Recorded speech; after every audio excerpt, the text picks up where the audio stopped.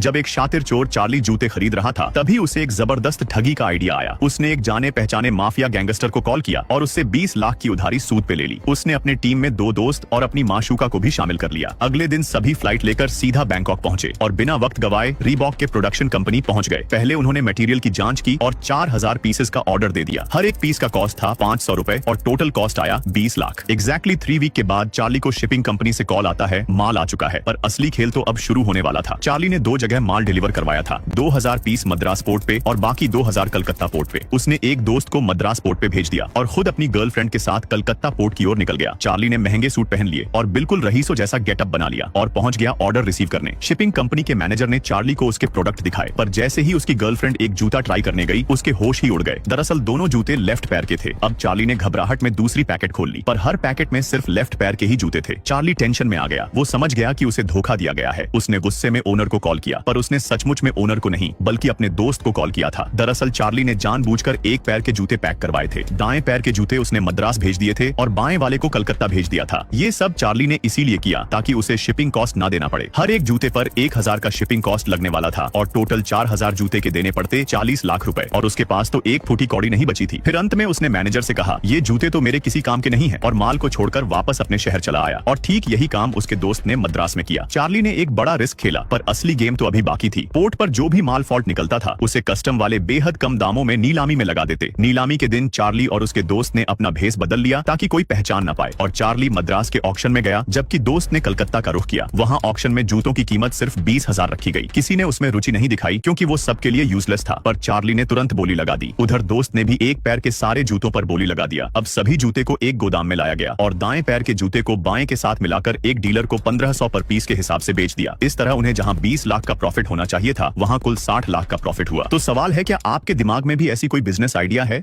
एक औरत खाना बना रही थी, तभी उसने कुछ अजीब देखा। वो थे उसके ताजा खरीदे हुए अंडे। जैसे ही उसने हल्के से दबाया, पाया कि उनमें कोई जर्दी ही नहीं थी। वह अपनी आंखों पर विश्वास ही नहीं कर पा रही थी। टेबल पर रखे सारे महंगे अंडे खाली निकले। उसने फिर से एक अंडा उठाकर आजमाया, लेकिन नतीजा वही रहा। हल्के से दबाते ही सबके सब टूटकर पानी जैसे बह गए। यह देखकर औरत पूरी तरह से दंग रह गई। लेकिन अजीब बात यहीं खत्म नहीं हुई। जब वो दोपहर में कांच साफ कर रही थी तब उसे पता ही नहीं चला कि पीछे की दीवार धीरे धीरे उसकी तरफ सरक रही है। जब तक उसने ध्यान दिया तब तक बहुत देर हो चुकी थी। लगभग दीवार उसे कुचल ही देती, पर अचानक दीवार फिर पीछे हट गई। शुरुआत में उसने सोचा कि ये सब उसकी थकान से हुआ कोई भ्रम है, लेकिन जब उसने दोबारा कांच पर ध्यान दिया तो उसमें अभी भी दबने के निशान मौजूद थे। अब उसे यकीन हो गया कि जो कुछ उसने अभी झेला था वह सब सचमुच हुआ था। वह सोच में डूब गई और याद करने लगी जब वो पहली बार इस कॉलोनी में रहने आई थी। तब सभी लोग इकट्ठे होकर उसका स्वागत कर रहे थे। सबके चेहरे पर मुस्कान थी, लेकिन तभी एक काली औरत भीड़ में अजीब सी बातें करने लगी। लोगों ने उसे पागल समझा और नजरअंदाज कर दिया।